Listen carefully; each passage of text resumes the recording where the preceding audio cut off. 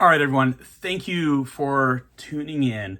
A couple of weeks ago, I posted a video about the Bulova oceanographer Devil Diver, and I love this watch. I was inspired to buy this watch because I was given this book, A Man and His Watch, by my friend Roberto, and I just kind of became obsessed with these orange dial watches. So I did a thing and I went on AliExpress and I found this really horrible, it's the Addy Diver. Ugh, it's garbage. It was $25 and clearly worth $25.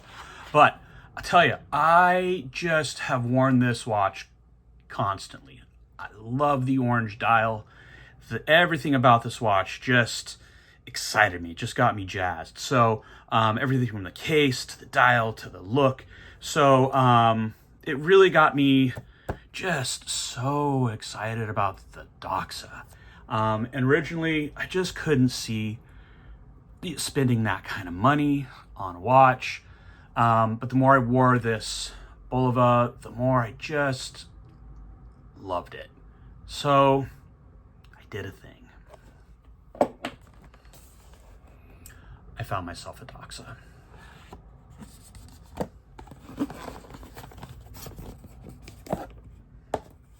This is the Doxa 300T Professional. And oh my.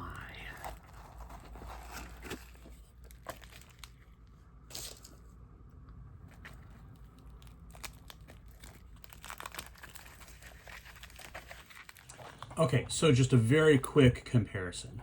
The Bulova Devil Diver is very much like the Doxa 200, which has a different case. It's nice, but this is definitely the classic. This is actually the Sub 300T Professional, which is very much a direct indirect lineage from the Doxa 300 Professional, Sub 300 Professional Conquistador model. So you'll notice that the case is very much similar. It's a similar shape, same dimensions. The dial is just this beautiful orange color. The bezel is very prominent. It is very easy to turn. It's unidirectional. Oh, and that's tight. There's no play there. It's easy to turn. I can see how this would be very simple to operate wearing dive gloves.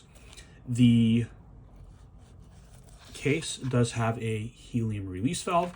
Very cool about this watch, it's actually water resistant to 1,200 meters. So that's insane depth. I will never scuba dive that deep.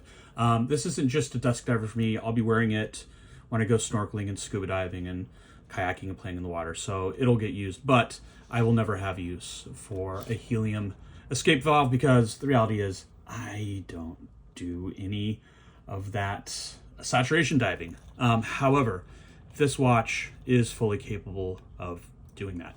This has this just amazing beads of rice bracelet, polished in the center, brushed on the sides. The clasp, I've got some plastic on here still. The clasp on this is really nice. This is milled with deployment clasps on the bottom. Works very nicely. Down here, diver's extension, so it'll fit over my dry suit.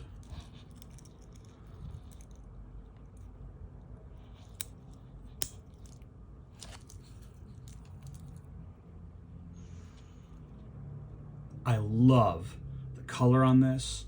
I really appreciate the thought that went into the design of this dial and the bezel. So this offset logo, the Doxa automatic up here, Sub 300T professional down the bottom right. The date indicator is really cool, and you can see it's beveled. The bezel is really cool. So not only does it measure your elapsed time, but you also have your no deco limits printed right along here around the edge. Your crown, it does screw down. It does have the logo. I heard someone refer to it as the J-fish. Someone else referred to it as the jellyfish. I think maybe that was the name of the company that purchased Doxa back in the 80s. And they had put that logo on there. I'm not exactly sure, but it is a beautiful watch. Let's get a look at some of the dimensions.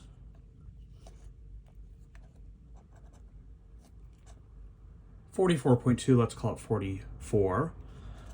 From the 10 to 3 o'clock, it is 13.7 millimeters tall, lug to lug.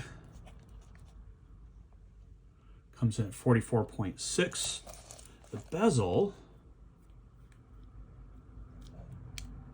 38.5 meters.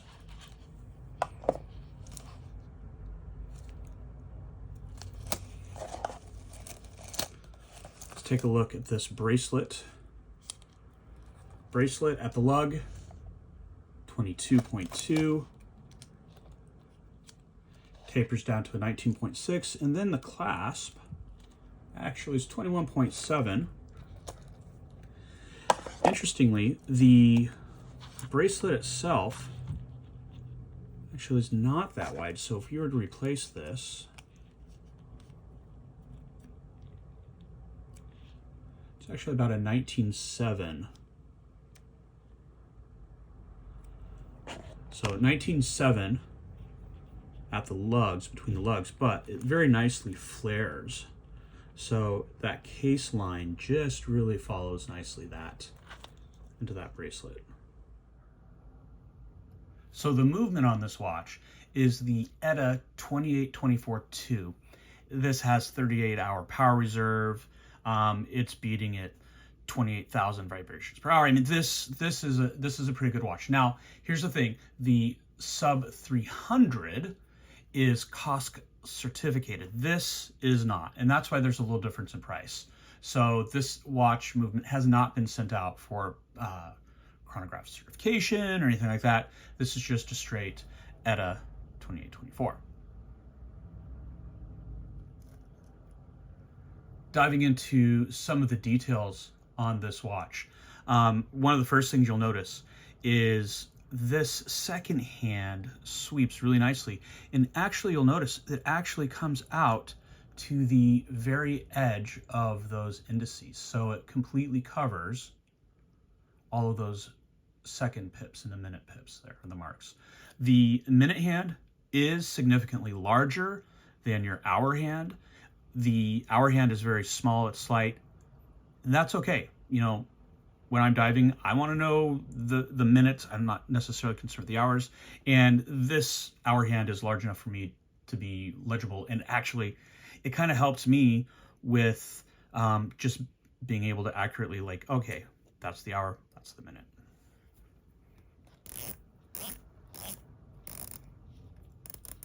This bezel is tight, and oh wow, that just aligns so nicely.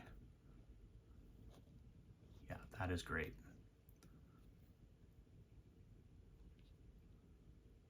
Let's take a look at the Lume.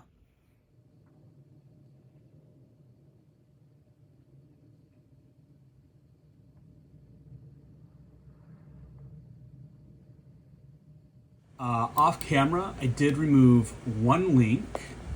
I do have, I've got an 8-inch wrist, and right now it is very comfortable. I can just fit a finger in here.